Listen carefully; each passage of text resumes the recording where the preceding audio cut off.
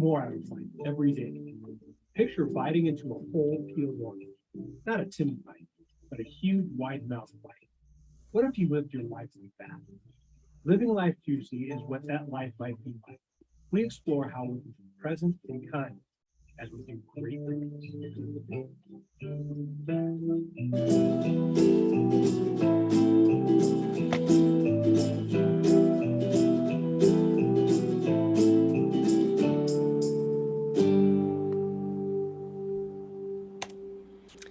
Hey there, welcome to Living Life Juicy. My name is John Losi, and I'm your host and guide for the Living Life Juicy podcast.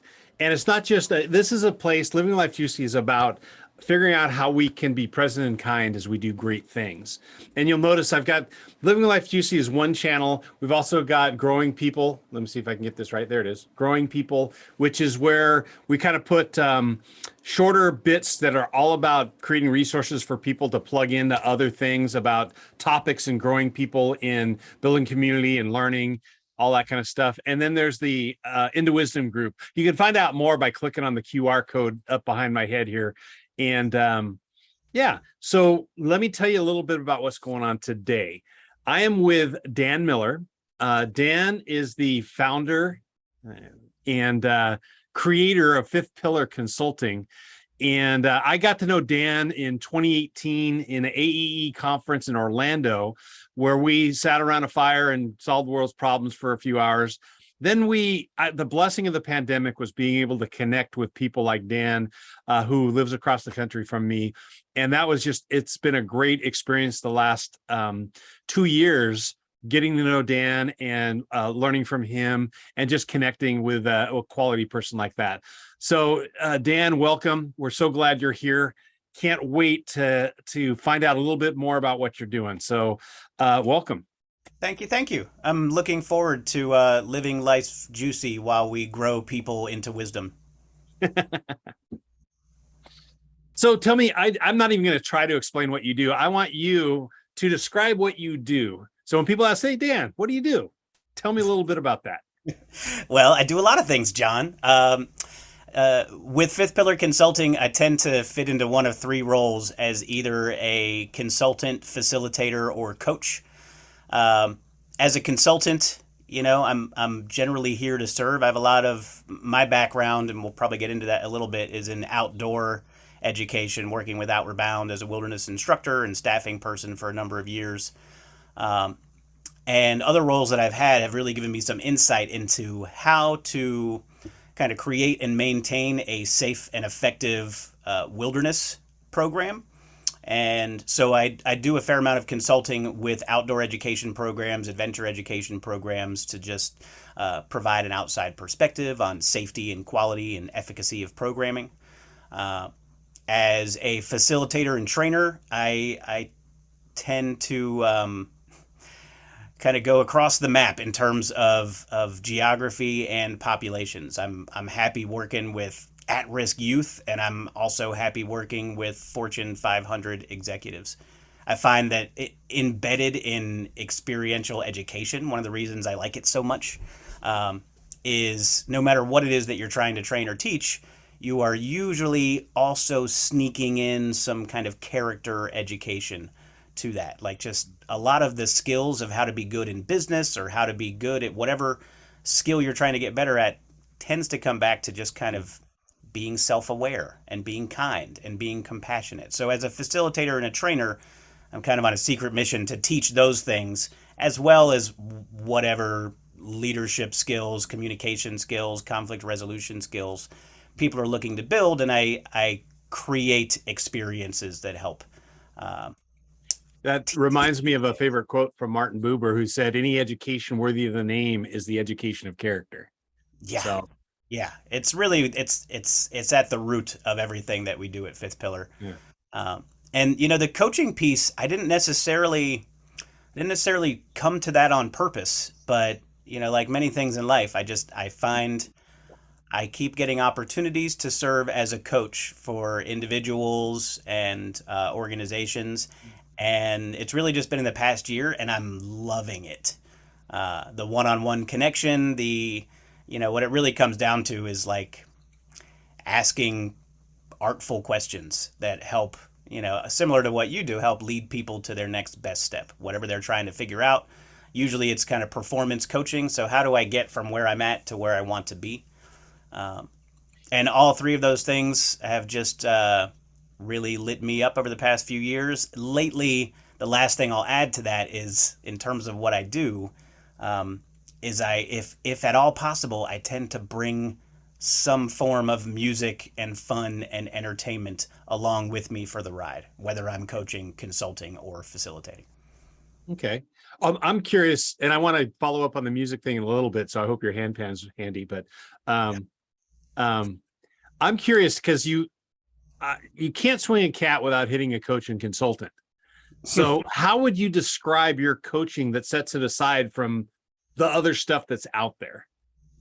That's a great question. So coaching, I would say if I'm doing coaching that is really coming from me and fifth pillar and who I am, I'm probably coaching folks in how to navigate this world of experiential education and outdoor adventure education. I've been doing a lot of workshops and actually just got signed on for a keynote later this year to talk about longevity in outdoor and experiential education. When I first started, I only identified as an outdoor educator, and that was kind of all that I knew. And it was years before I finally heard the term experiential education and started to understand that what I had been doing for nearly a decade was actually part of a much larger industry. And figuring out how to navigate in that industry and continue to do the things that I love has been quite challenging. And I know a lot of people who did this work for a little while and they were like, that was fun. Now I'm going to go into finance or, real life, get a real now I'm job. going to get a real job. So I'd say my biggest passion for helping people in coaching is really helping them navigate that world. And then when I do coaching as part of contract work with other organizations, and then I would say my special sauce kind of depends on what their special sauce is. And in general, I think what makes an excellent coach is just genuine care and compassion for the people that they're working with. I know my first few times at trying coaching, I was pretty concerned with like, oh gosh, these people expect me to know all kinds of things and to share with them some really important knowledge. And my focus was a little bit more on me than it was on them. And as I got sort of used to those particular shoes, I realized that it's just not about me at all. And if I'm very interested in the people that I'm working with and I really care about them, the process tends to work out really well. I think that's so important for the coaching piece. It's not about you. There's a quote from The Incredibles when Mrs. Incredible is confronting Mr. Incredible and says, hey, it's not about you. And that is a mantra in coaching because I actually find it's more difficult for me to coach people who are in my specialty because I'm trying to fix the stuff that I was encountering. I'm not really listening to where they're at. They're describing a place that I'm familiar with. So I'm trying to fix me in that context. And I had this conversation with a consultant who works with organizations who are trying to up their value for sales. And he was asking me, wait, you don't have any background in finance. How can you coach a financial person? And it's like, well, I'm probably not, if your finance person needs coaching in finance, they probably shouldn't be your finance person. What they need is clarity around other things. And that I can offer. I'm not going to try and fix their financial stuff. They don't need to get smarter. They need to get healthier across the board around the whole person piece. And that's what I can do regardless of the industry. So there's confidence, for you being able to step into any Fortune 500 situation because you're such a good facilitator. I think that's like the foundational skills for coaching are what you learn as a facilitator. Yeah, absolutely. I mean, the bottom line is that most often the brain that holds the problem is also the one that holds the solution. Right. And is also the one that created the problem in the first place. Yeah, it certainly can be. Yeah. So, my job in that role is just to help lead people to their own wisdom. That sometimes those powerful, thoughtful questions are just amazing at sort of breaking open that egg. Yeah, I love that you're bringing up the idea of the quality of the question, because that is the the foundation for coaching is really the relationship that you talked about, and then being able to be curious and ask real questions. Yeah. Well, you and I had the conversation, John, when I was just like, somebody's asking me to be a coach. Somebody came to my workshop and they're like, yeah, I want more of that one-on-one. And I was like, I'm not a coach. I don't know if I, and you were the one who was like, Dan, you are a facilitator. And facilitator's job is to sort of draw out the wisdom from the folks that you're working with and creating experiences that help do that. It's the exact same thing. Just do what you're naturally inclined to do and you'll be fine. And you were so right. Like coaching is facilitation, just more often on a one-on-one situation than in a group. Yeah, oftentimes I'll ask, like, getting in a group of facilitators, first thing I ask is, what do you facilitate? Because, and you've hinted at this before, is we don't facilitate experience. In fact, facilitate means to make easy, and the last thing that we do is make experiences easy. If you're a facilitator of outdoor programming, then you're helping people go glamping because that's making camping easy. But what you're doing is you're creating experiences that facilitate growth, whether that's in a group context or whether that's individual facilitation is facilitating growth for an individual or coaching. Yeah. Carl Ronke would appreciate that answer. And talking to him, he's like, I don't use that term for what I do anymore. I call myself an instigator. Yeah. Which is a pretty fun thing to think about. Well, it's intentionally provocative. It gets things up, you know? Yeah. So tell me this. I'm curious as to your kind of origin story. How did you get here? How did you get to Fifth Pillar? And kind of what path did you take? Because oftentimes people see what you do and go, I wonder, like, did you study that on purpose or what's the deal? So how did you get here? The short answer is magic is how I got here. The universe just tends to provide exactly, I'll speak for myself, exactly what I need whenever I have needed it in my life. And so that's the short version. The slightly longer version is when I was when I was like graduating high school, I was pretty confident that I just wanted to like live in a cave and hunt buffalo because I was just not into the rat race that everybody seemed to be striving towards. I was more just following the fun. I enjoyed nature, but I thought that a lot of what people around me were just spending all their time and mental energy on was not the best thing for me to spend my time on. And as I got a little bit older, as I went to college and did some traveling, that transformed into, maybe I don't want to like live in a cave and isolate myself from the rest of the world, but I want to travel my own path. And in clarifying my values at that time in life, I came to identify freedom as a really important value for me. So I needed a job that would allow for that. And then I also identified just kind of spreading the love and the joy and I didn't use this word at the time, but compassion was also really high up on my list. Tell me a little bit more about what you mean by freedom. Yeah, sure. Is it just another word for nothing left to lose? Thanks, Janice. For me, it was just I didn't want to give all of myself and my time over to some organization that basically owns me, and I get this like few hours in the evening and 2 days out of every week to just relax and enjoy myself and recover from a hard week of work. I've always kind of gravitated towards extremes in some sense. So eventually when I found a job that's like, hey, come work hard for 30 days, nonstop, 24 hours a day, and then take off for a bit and do whatever you want. And, there'll be another course ready for you whenever you come back.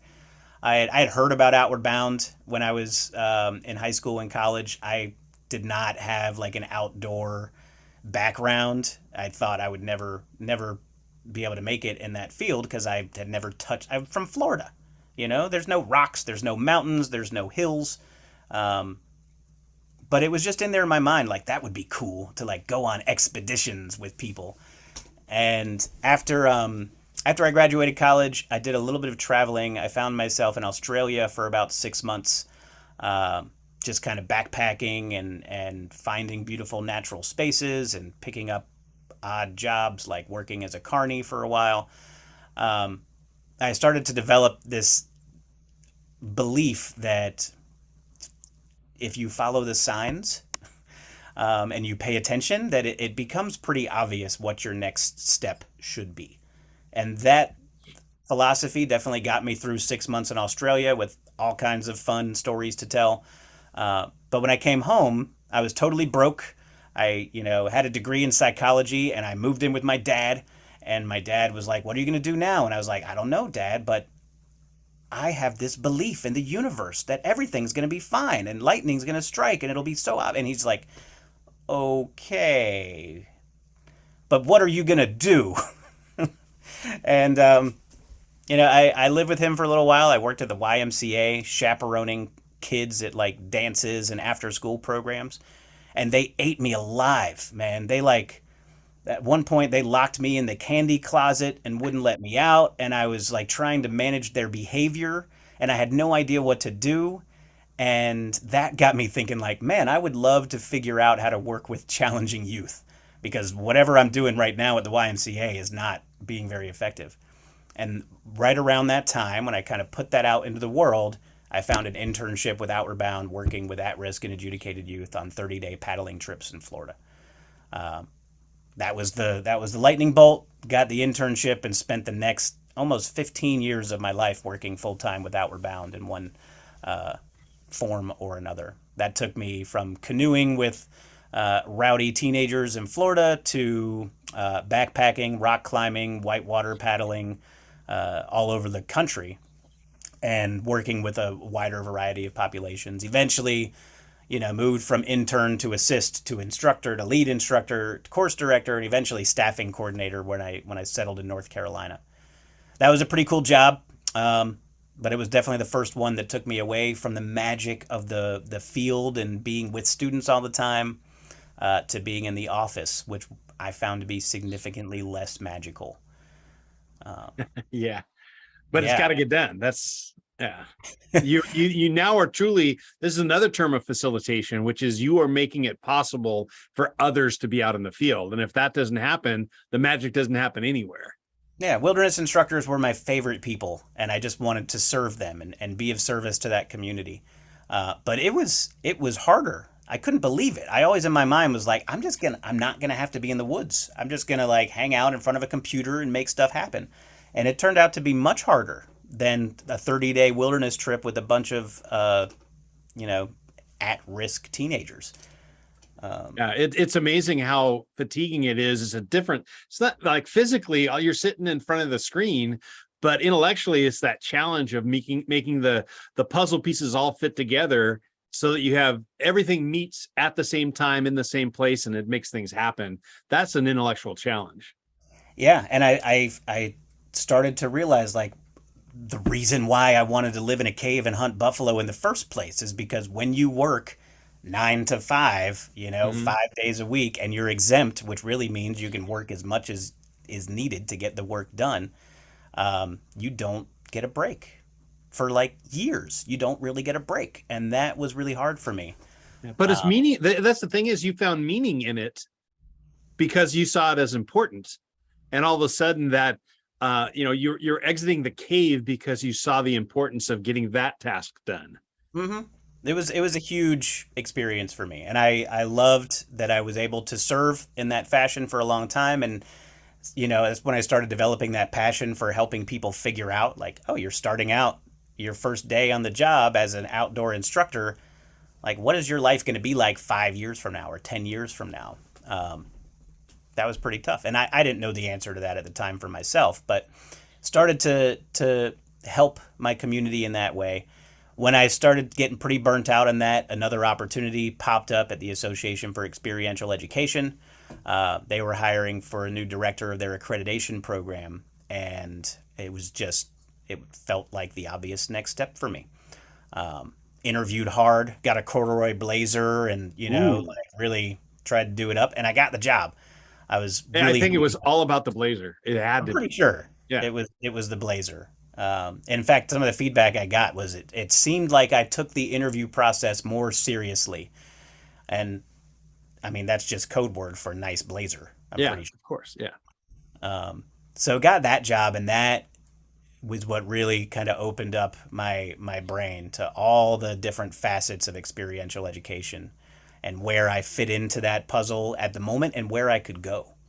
And I got to as the accreditation director, I got to open the books, among most of the reputable programs in the United States and even a few beyond of how are they running their outdoor programs. And that was an amazing education piece. I also was then in a position to manage the accreditation council, which was just full of my personal heroes and legends in the outdoor education industry that all of a sudden were looking to me for some kind of guidance. And I told them straight up, just like, hey, you all probably know a lot more than I do about this stuff.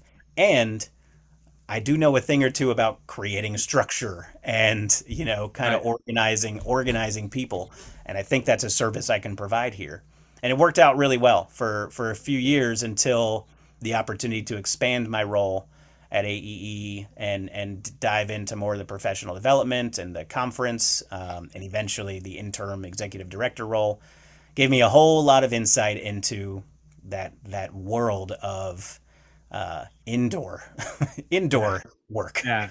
And Uh, just associations, which are interesting animals anyhow. I mean, yeah, it became quickly apparent to me that association management was not my passion in life, and had a really good run at AEE. Still actively involved in the organization. Fifth Pillar is a sponsor of their upcoming 50th international conference, so hold that place really near and dear to my heart. But when I left AEE, I had what I believed was like the last job I was ever going to need. I was stepping into an executive director position with a wilderness therapy organization. Uh, my pay went up substantially. I was going to be like traveling and jet setting, and I was ready to enter this phase of my career. At the same time, I had this nagging feeling that I was just moving further and further away from the magic of experiential education and facilitation. But I accepted that. I was just like, I'm going to move away from the magic, but I'm going to have stability and money, and it's going to be great. Um, and long story short, 3 months later, that program shut its doors and moved to another state, and I was left without a job. And it mm, was like a devastating moment in my personal and professional life. I'm like, I'm kind of the breadwinner in my family, and all of a sudden there was just no bread. And I started driving for Grubhub. Like I started doing whatever kind of gigs that I could get my hands on. I got in touch with some folks that were doing ropes course work and outdoor leadership stuff, and I was like, "Hey, I'm available. If you need somebody to do anything, you call me up." And started getting a fair amount of that kind of work. And it was really interesting because while my finances were not in the best shape at that moment, my heart and my soul were just like full. I was working with young people and college people and older people doing ropes course, doing outdoor work. I even led a backpacking trip for the first time in several years, and I was just beaming. I can totally relate. So I was doing consulting and coaching independently, and then had the opportunity to go into do leadership and organizational development in a large corporate university. And I thought, okay, I'm going to go in there, get the corporate experience, and bring it back out to the consulting. And I forgot that was my thinking going in there. And about 9 years in, they decided they were going to restructure, and I could have stayed. And it was that corporate gig, steady, a little bit of travel, about once a month, begun doing workshops, and it was really cool. But then they restructure, and they said you can stay here if you want to teach people how to climb ladders. And but it's demoralizing when something you think and is set gets taken away. But in that moment, I was reminded of why I went there in the first place. And I went through that despair. And by the time they were actually going to tell me that I was let go, I had processed that. So I sat in that room with the people ready for me, for the anger and the sadness to come out. I was like, no, thank you. This is where I need to be. stepped out, had no clue. Again, that whole breadwinner thing. But a month or so into that, my wife looked at me and said, John, you're where you're supposed to be. I've never seen you this happy in the past 10 years. Yeah. And that was just, so again, we're not going to fall off the face of the earth. All's good. Things are going to work out. Might get tough, but you don't really know what's happening until there's the image from the New Testament in the Christian Bible where, Jesus is walking on the water. And the best part of that story isn't Jesus walking on the water. It's Peter who's in the boat and says, hey, tell me to come out and I will. And Jesus said, come on. And that guy, the rest were cowering in a boat.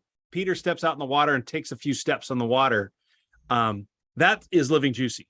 He fell in, but he was the only one in that boat who fell into the embrace of Jesus.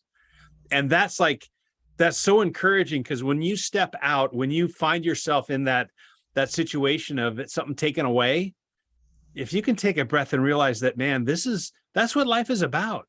It's putting you back where you're supposed to be.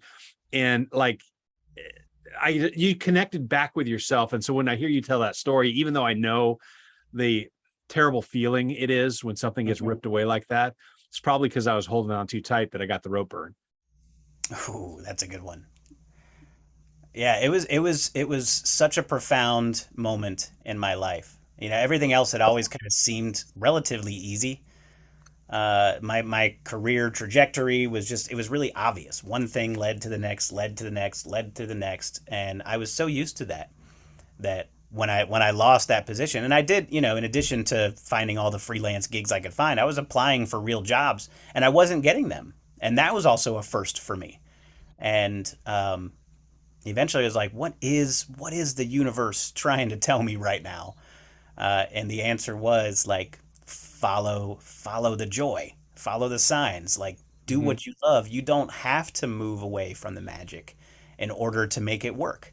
And I believed without a doubt, and I would have counseled and coached other people. You don't need to start a business. There's plenty of people out there with great missions and visions, and you can just attach yourself to them, and you don't have to worry about, managing budgets and all the stuff that comes along with being the person in charge. I would have preached that from the top of the mountain. And today, I tell everybody to start a business. So tell me this, and this gets to where every once in a while. I want to hear about it, because it seems like this is a pretty huge transition for you. Yeah. This idea of well, first of all, just moving out of that stability and into something new, but also the start of Fifth Pillar and how that, tell me about that transition, both occupation wise, but also mindset wise. Sure. So I think it was August of 2019 that I got laid off. And so immediately started doing all the side gigs. And as that became a little bit more steady, I thought, all right, I'm going to keep looking for a job, but perhaps I should kind of be intentional about what's happening right now and funnel this work into a business. And so it was November of 2019 when I actually paid. For me in North Carolina, I basically had to fill out a 1-pager on the internet and pay $125, and poof, I was a business. And then just started thinking, well, if I'm a business, then I probably need some kind of mission, and some kind of description of what it is that I do. So Fifth Pillar Consulting was born. The name is partly just a love note to Outward Bound. Oh, thanks. Yeah, there's the website. A love note to Outward Bound, and a lot of what I taught at Outward Bound revolved around the 4 pillars of Outward Bound, which were craftsmanship, physical fitness, self-reliance, and above all, compassion. And I was like, well, I'm not at Outward Bound anymore, so I'm going to be the 5th pillar, and I'm going to take that stuff and I'm going to spread it around the world.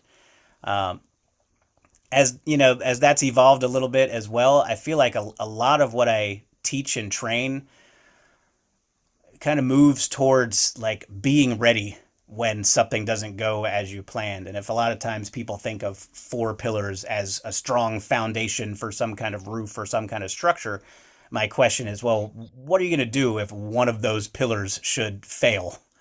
And I think generally folks that spend some time working with me in whatever capacity that I do, when they get done, they feel like, you know what? If one of those pillars fails or even two of those pillars fails, like I have what I need inside me to take care of it.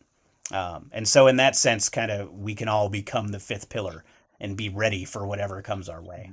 Is there a So connection between that sentiment and the fifth pillar and the magic?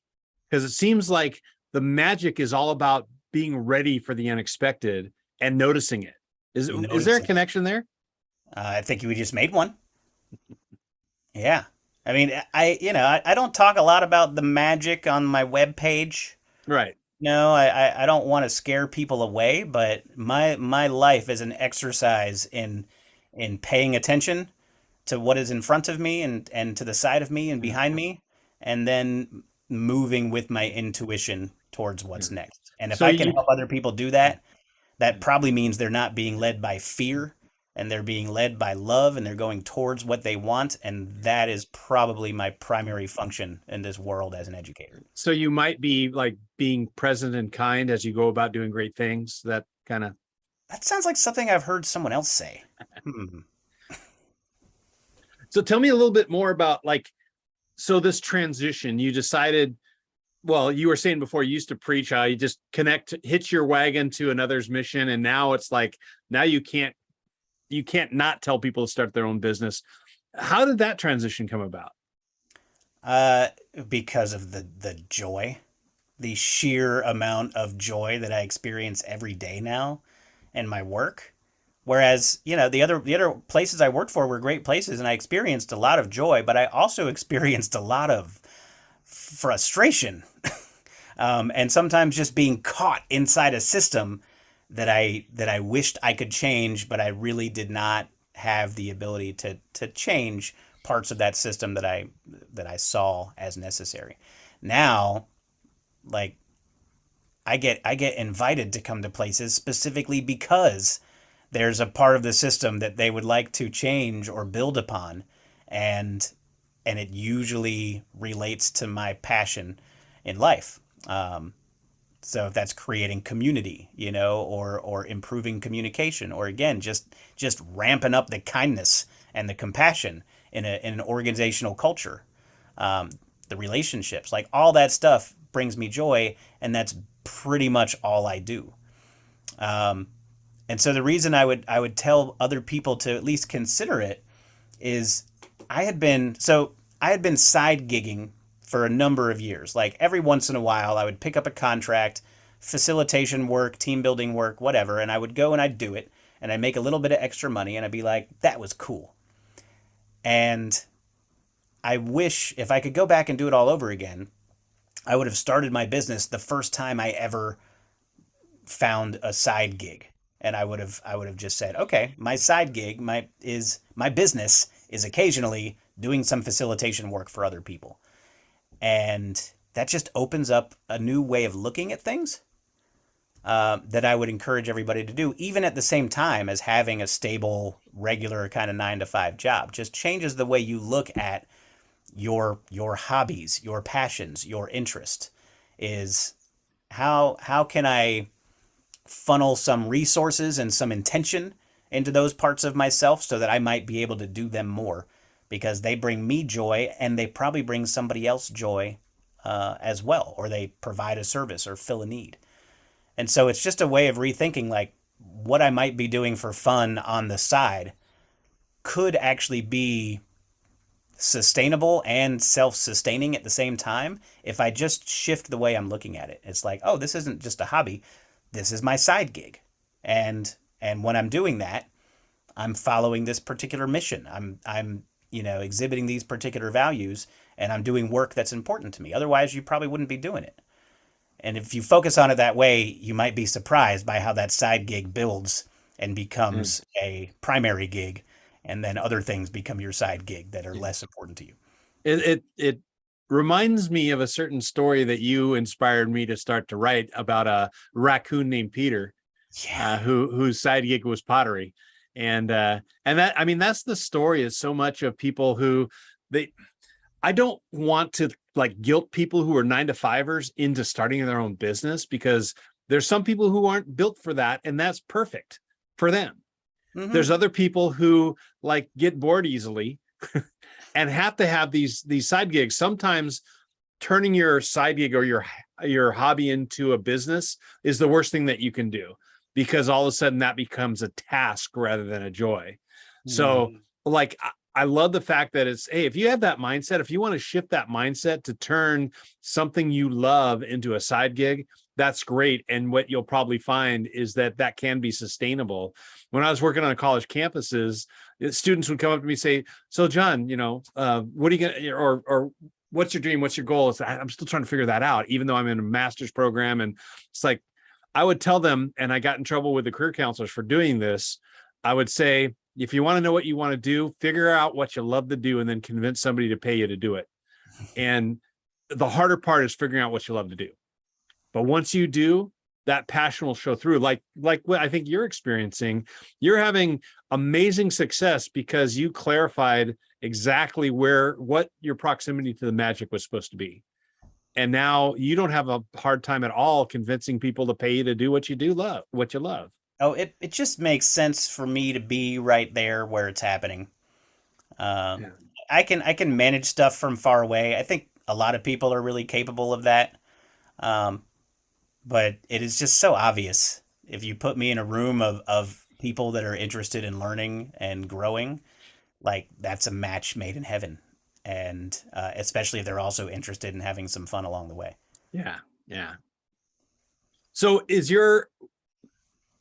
tell me a little bit about if you had to break it into maybe even percentages or whatever of the consulting, the coaching, and the facilitation, Mhm. I know that all those bring you joy, but where do you think you find yourself the most? I mean, when you step into any of those contexts, where is it that you feel like you belong the most?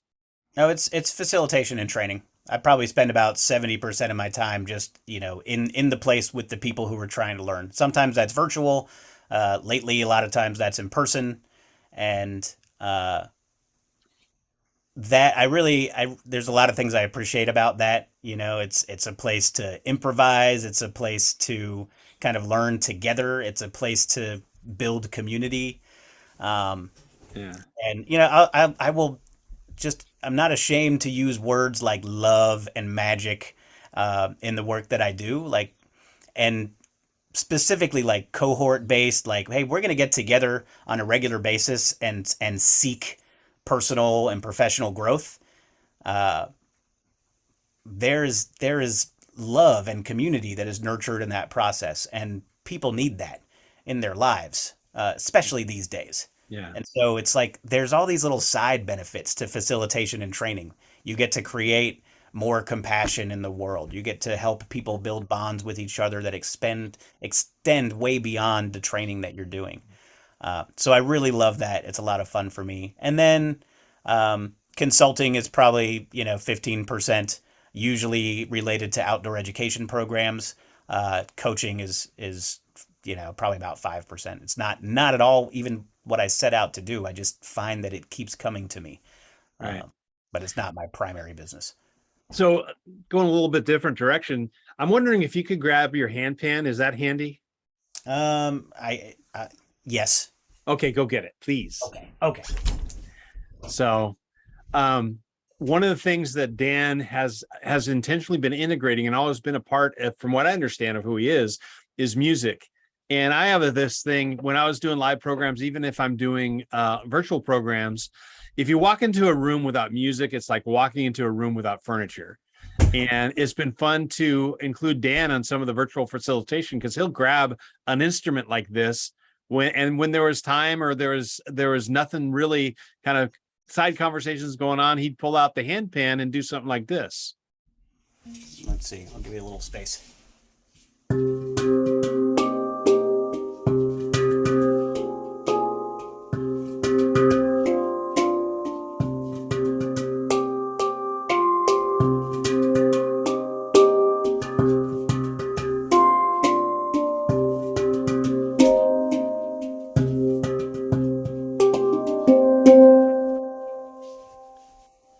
Thank you, my friend.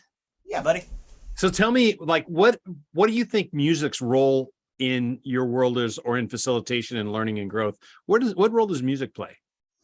Well, I think music is a metaphor for a lot of things, um, and that music kind of contributes to some level of opening. I know, and maybe it's true for many. I know it's true for me that hearing music puts me in a different mental space than being in a quiet room or engaging in, whatever small talk with folks. It just kind of music is made up of like someone's creativity expressed in somewhat unique ways, right? No two pieces of music sound exactly the same.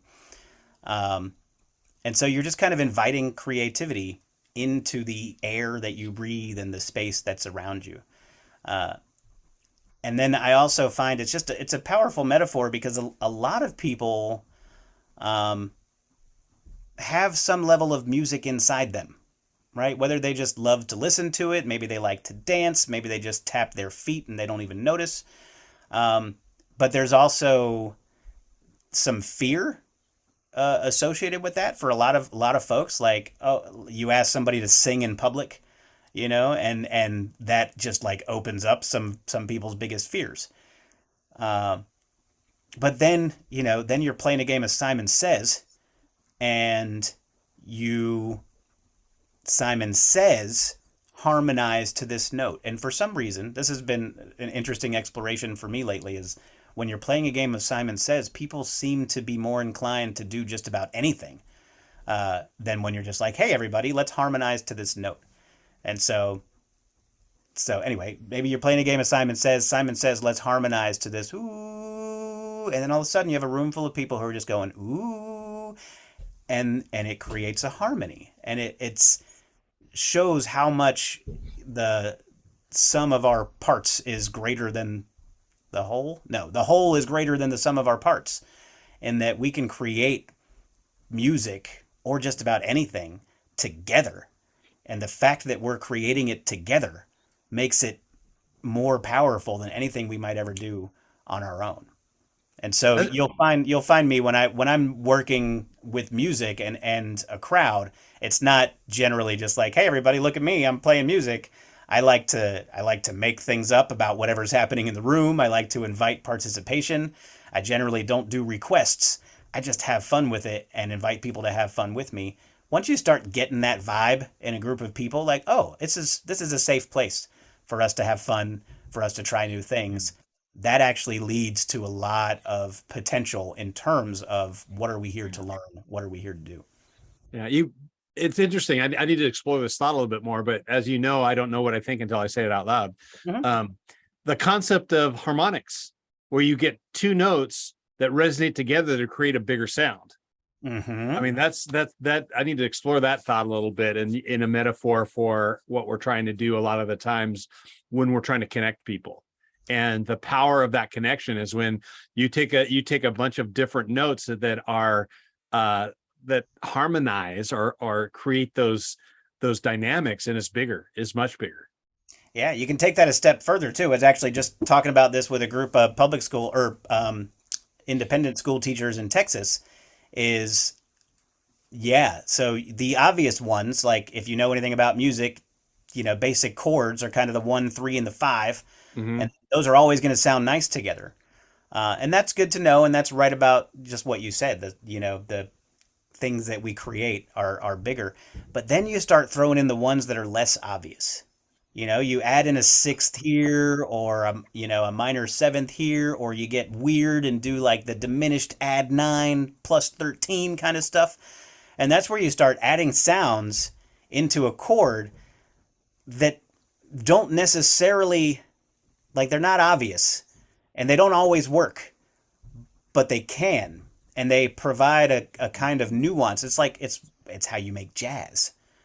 And so sometimes when I'm working with a group and I'm like, hey, this is good. We're doing the big obvious stuff. Now what are the little hits, the little, nuances we can put in here that makes it just even that much smoother or that much more, aligned with our mission and our vision. Like, how do we make jazz together? It's a little less obvious, but it's just as magical. So a couple of things come up. One is Paul Simon's it's Malcolm Gladwell's book, audio book on Paul Simon. Right, Miracle and Wonder. Yeah, Miracle and Wonder. One of the chapters, they're describing how they came across It's Still Crazy After All These Years. And it starts with a Bach canon, and he moves it seamlessly into a jazz chord that leads him into blues. Of course. And it's that kind of thing. The other thing it goes to, and this is a really left field one, which is because I had to go through a bunch of quarters of physics in my undergrad, wave theory, resonance and dissonance. And the whole idea is that when dissonance happens, basically the waves flatten out when they're out of sync. The waves flatten out and the wave disappears. But resonance is when the waves line up and it increases the amplitude. And so when you're talking about music, that's what's happening. Resonance happen when these chords work together, when you get the harmonies. It's all about that resonance that happens. And then, as I think of this in terms of facilitation, it's being intentional about moving resonance and dissonance back and forth, because dissonance is just as important, and figuring out how to resonate in the midst of dissonance. So just a quick geek out on the physics, and I know you thought there would be no physics today. I apologize. We can talk about this all day, man. It's it is very much a metaphor for what we do. We create experiences, and some parts of those experiences are like, oh yeah, this is great, everything's harmonious.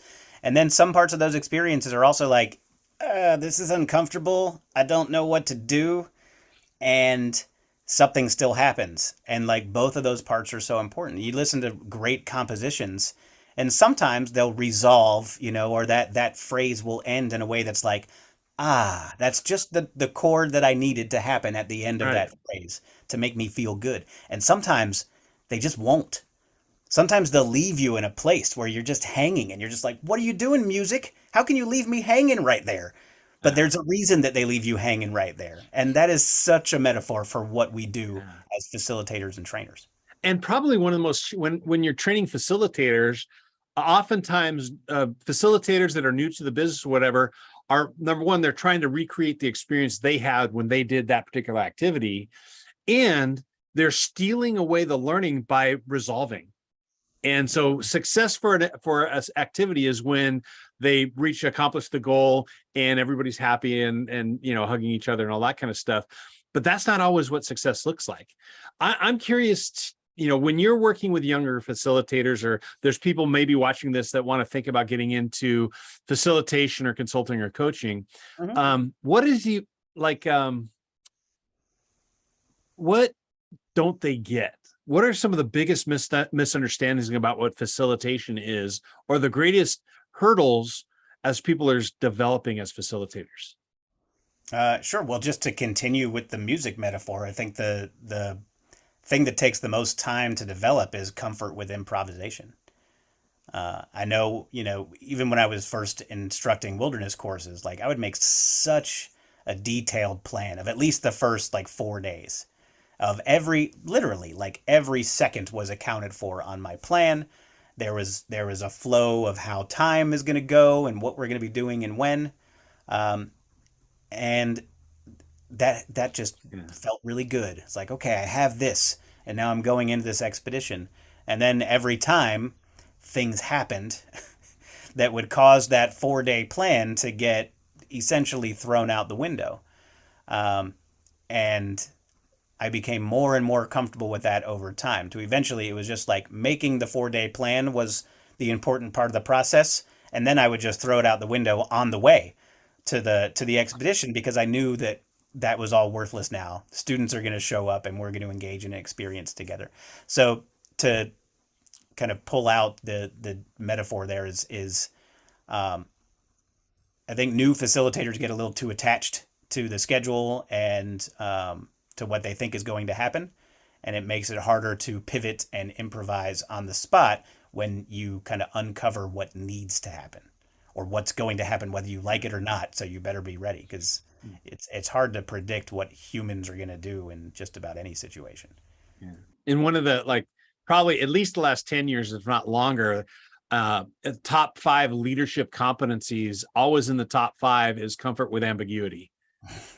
Yeah, we live in a VUCA world. Yeah.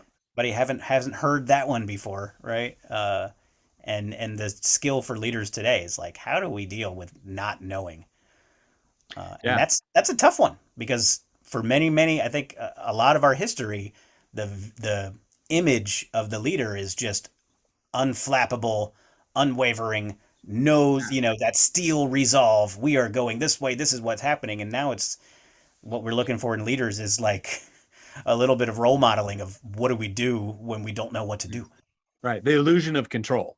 That's I'm curious, just another topic. What were some of your key lessons through the pandemic? Because you entered in this huge transition just as the pandemic hit. So Yeah, that's the funny part of that story, right? So yeah. I started the business in October of 2019.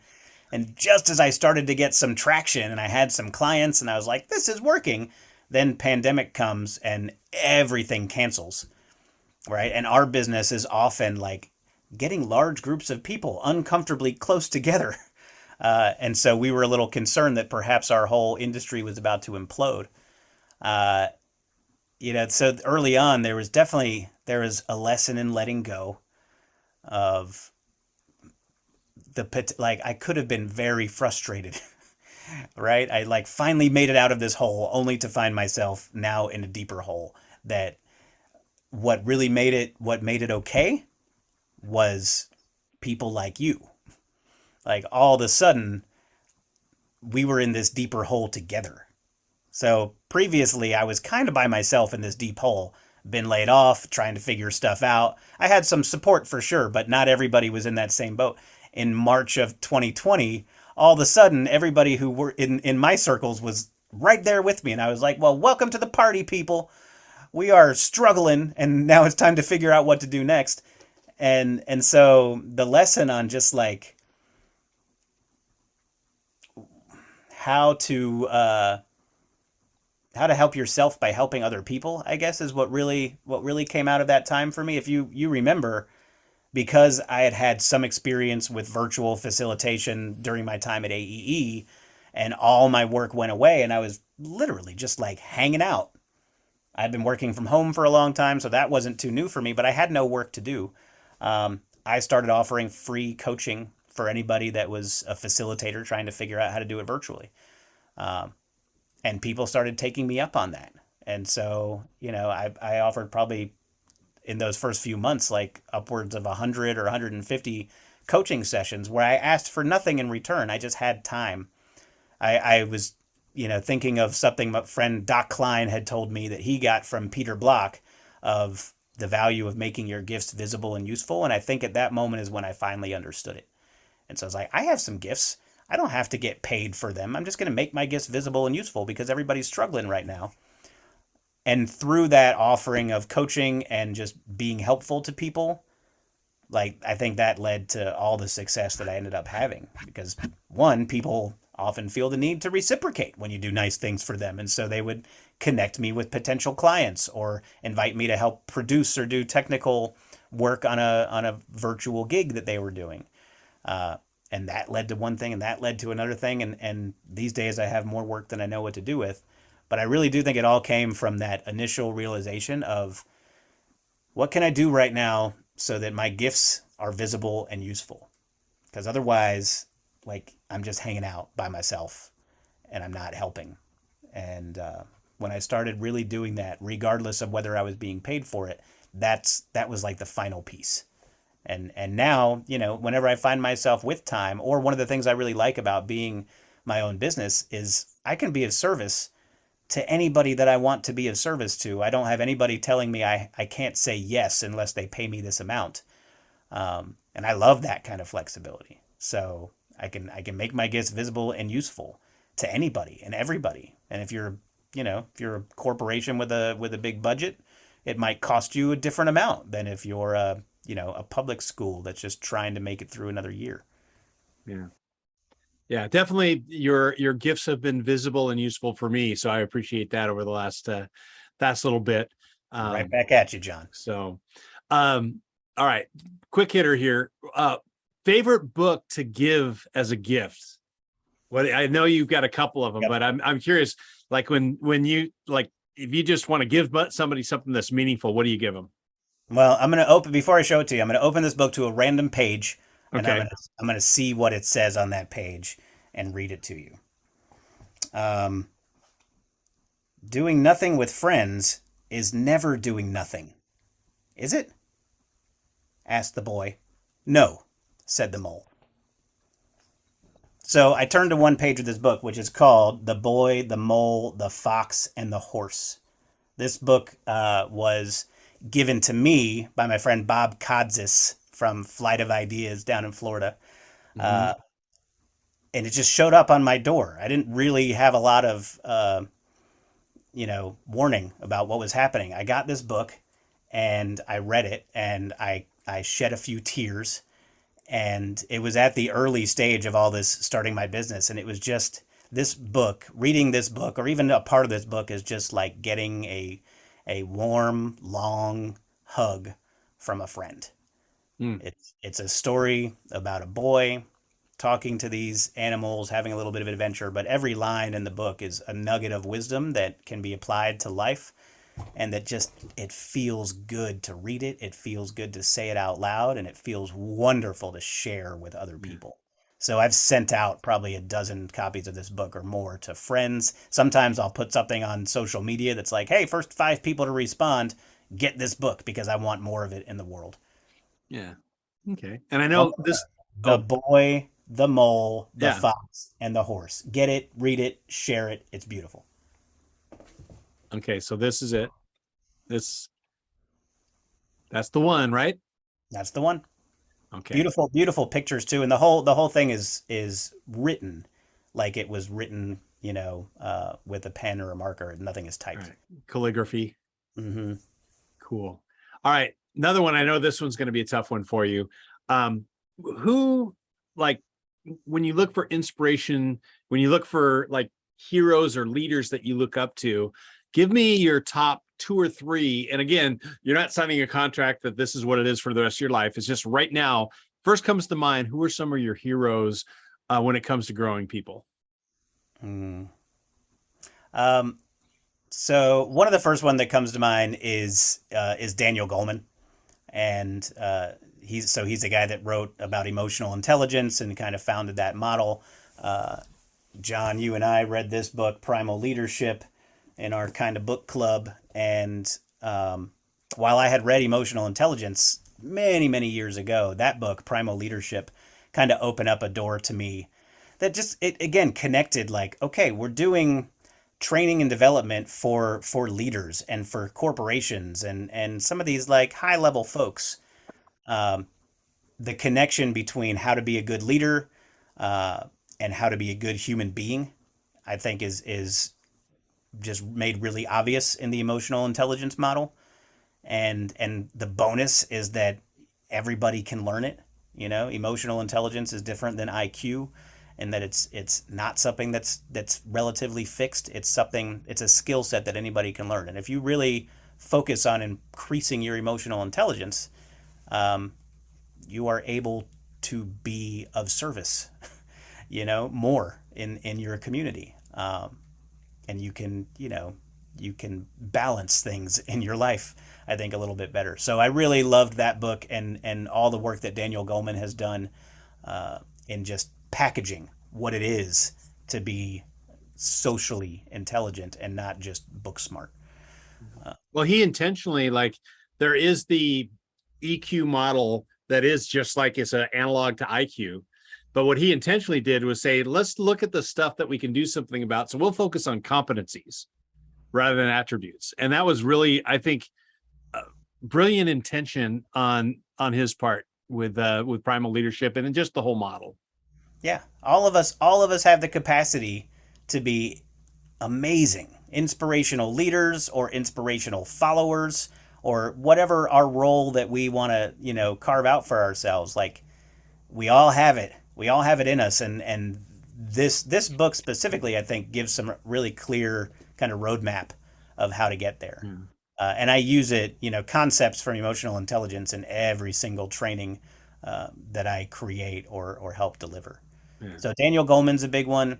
My own daughter is got to be on the list. She is such a hero to me in her her honesty and her zest for life. So, she like, I don't know if I ever really aged much past my late teens.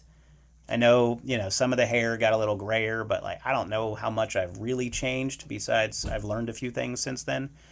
And so she brings me back to my core of just, following what is fascinating to you, and unconditional love and kindness, and making anything fun are probably the greatest gifts that I get from her. Yeah. So wrapping things up here, I want to turn the tables a little bit, and I'm going to invite you to ask me 3 questions. And I do this partially because it's just fun, but also you can gauge. We've talked about questions before in coaching and facilitating and stuff, and oftentimes you can read a lot about or get a lot about people from the questions they ask. So to me, this is just as an important part of the interview with you as anything else that we've done. But you get the opportunity, and I'm talking so that you have a chance to formulate. 3 questions that you would ask of me? I promise a response, but not always an answer. I think, one, I know we both have a child about the same age, and I'm curious, after having said what I just said, about what I've learned from Quinn, my 8.5-year-old daughter. What have you learned from Pax? I think part of the same way is that the surprise and wonder on new things. And Pax has a very expressive face, so what he's thinking whenever it happens. And just that surprise and wonder. The other thing is that being an only child, I'm so impressed at how he occupies himself. That I can count on one hand how many times he's come up to me and said, "Daddy, I'm bored." And usually he says he's bored when he's trying to avoid homework. But his ability to spend hours occupying himself, it amazes me. And that goes back to, there's no such thing as being bored, but being boring people. And that mindset, or that outlook on life, where everything is a possibility to be engaged with. And it goes back to thoughts about creativity, and that we don't, there's no such thing as a non-creative person. We are all born creative. We unlearn it usually through the school system. And so helping people get back in touch with that. Every day I wake up to somebody who, whether it's even the creativity of following Lego instructions. He can take apart, like just yesterday, he took apart this big old helicopter Lego set, and it was just as intriguing to him as he put it back together, even though he's done that 4 or 5 times. So that's for me. What I learned from Pax is that the reminding of the beginner's mindset and the wonder that surrounds us, that we forget to look for. Yeah. Oh, I love that. Yeah, if we can see through the eyes of a child, the world is beautiful and fascinating and amazing. And that's especially important when we sometimes get a little jaded or cynical, which I don't know. I'll only speak for myself, that the specter of that creeps up on me every once in a while. Yeah. How about something that you once believed to be true? And this one, maybe related to work or not, but something that you once believed to be true that you no longer believe is true. I think this is one that goes in and out for me. So it's the concept of gratitude and giving. Sometimes I forget how important it is. And I think, through the pandemic, you reminded me that often, give it away, give it. It's okay to give. And I think when I get stressed or concerned about being the breadwinner, or when things get tight financially, I forget that. And it's one of those things where there's often times where, whether consciously or unconscious, I believe that scarcity is true. And I have to be reminded, I have to choose that each morning to remember that no, it's abundance is true. And the scarcity mindset reinforces itself. If you don't think you have enough, you won't. But when you have an abundant mindset, when the idea of live abundant and a little bit messy, that's where the whole living life juicy things comes from, is that I need to get up, remind myself, number one, start with gratitude. That changes your mindset when you step into anything, and it pushes you towards thinking through abundance. So I think the thing that goes back and forth, and that I once believed to be true and will probably fall into it again, is that reality is scarcity, or scarcity is reality. And I know that I'll slip back into that if I don't consciously choose that on a daily basis, to be grateful. Nice. When I hear you saying that, I feel like we could replace the word scarcity with fear, and we could replace the word abundance with love. And the metaphor is pretty much the same. That if we remember to kind of be led by what we love and knowing that we are loved, as opposed to what we're afraid of, that we can go so much farther. Yeah. Okay, one more question, and then we'll wrap it up. One more question for you. What's next? What's next for John Losey? It's a great question. Uh-huh. I like to think that I plan things. In fact, I'm a believer that make plans and then hold on to them loosely.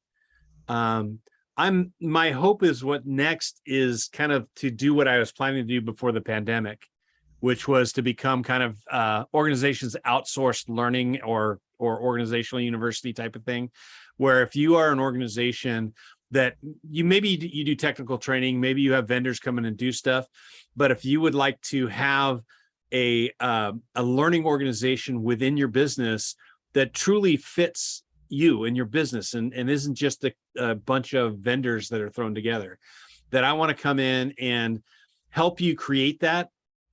Into Wisdom, I've got great collaborators, like people like Dan and some other people who I can bring in as strategic partners who help create great learning experiences.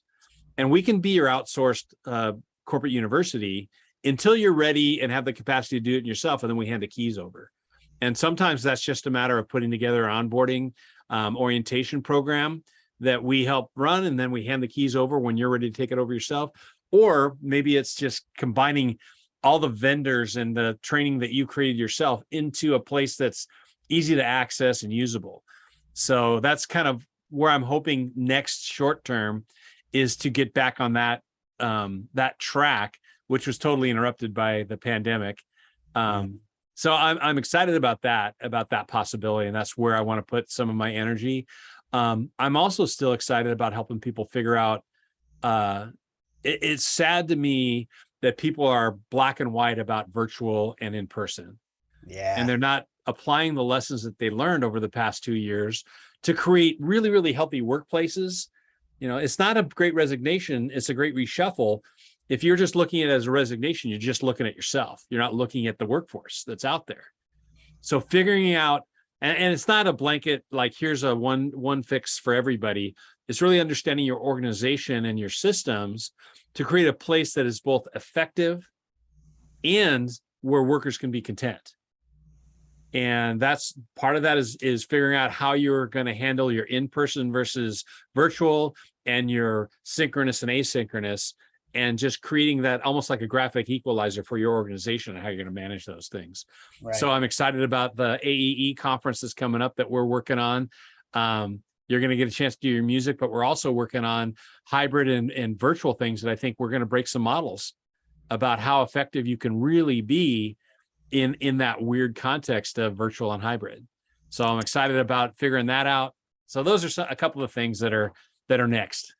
That's exciting, man. Yeah, I agree with you. I don't think that things are ever kind of going back to the way they were now that people have experienced what's possible with remote and virtual engagements. And while some people are just like sick of them and they want to keep playing the game of black and white of it's either this or that, I think those of us that are gonna be a part of this new revolution understand there's a whole lot of space in the middle, and that's where you can have a Yeah. lot of fun and make things appropriate for your situation. Yeah, it's a scary, it seems like it's really complicated, and it is.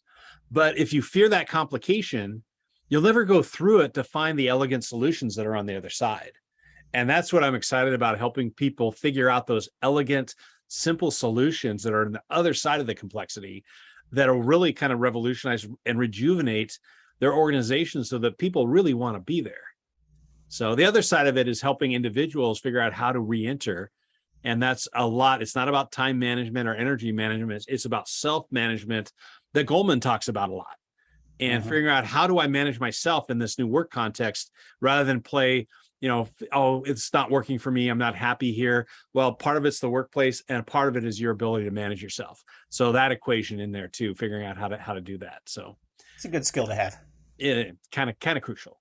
So Dan, thank you so much for spending this time. I know we talk at least, usually weekly, and we could continue to talk for a long time, but I know anybody who's lasted this long, thank you so much. If you last this long, then you might as well just subscribe to the Living Life Juicy YouTube channel, or make a comment, whatever.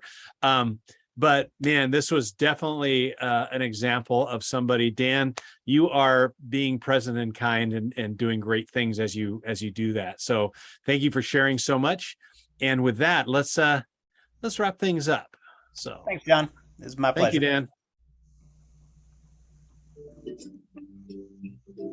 Get more out of life every day. Picture biting into a whole peeled orange.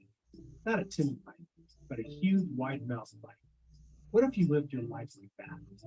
Living Life Juicy is what that life might be like. We explore how we be present and kind as we do great things.